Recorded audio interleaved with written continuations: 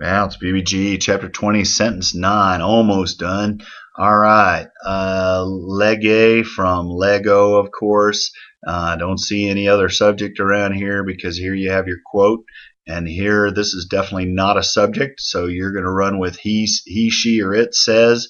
More than likely in a New Testament context, without knowing too much more context, you'd probably run with he. So he says to him, right? So you've got, you could say he says to it, but that's probably not going to fly. So, because you could argue it could be neuter, but we're going to run with to him. So he says to him. Now, again, this is another one where you go, well, he's telling a story. It's in the New Testament, something that already occurred when the writer wrote it. So guess what this is? This is what you call a historical present. So if what you turn into me is he said to him, you would be perfectly fine and justified to translate it that way because this is, again, what's called a historical present. So, he says to him, he said to him, I don't really care.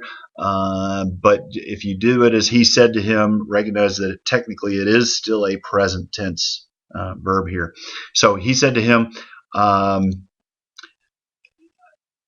here you go with a prepositional phrase. So right out of the, and hopefully you recognize stoma as mouth, of you, right, singular, second person. So out of your mouth, right?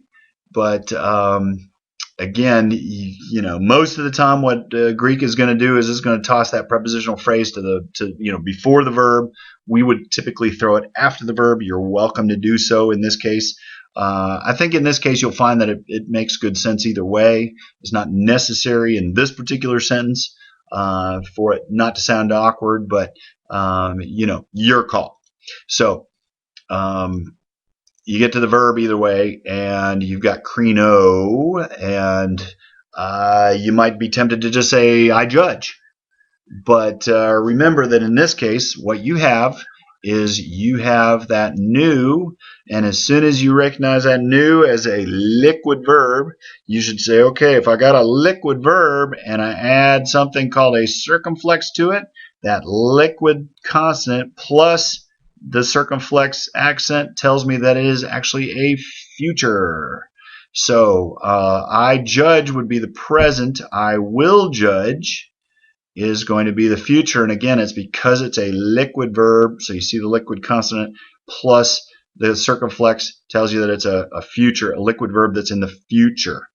That particular combination. And who is he going to judge? He's going to judge you. And who are you? Pane redule. Mounce hasn't necessarily given this to you, so I'm giving it to you now.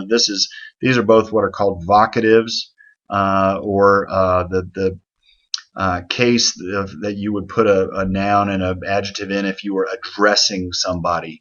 And that's, again, what he's doing here. At the same time, you'll notice that matches up with that accusative personal pronoun there. So, that might confuse you. You might think that they're the same, but they're really not. These are both what are called vocatives. Now, at the same time, notice the comma, which is what I would do here, because these are actually in apposition to you, and they point back to that head noun, or in this case, pronoun, you. So, they further identify who you are in this particular sentence. So what you got is, he said to him, out of your mouth I will judge you, evil or wicked slave or servant. All right, so however you want to play with paneros and doulos. Paneros, I typically think of evil, and doulos, I typically think of slave. So evil slave, something like that's a perfectly fine translation. But once again, going all the way back to the beginning, he said to him, and then if you wanted to pull the verb to the front, you could do that and say, I will judge you from your mouth, evil slave. The only problem I've got with that is if you do it that way, you're pulling that pronoun away from the nouns that are the things that are in apposition to it.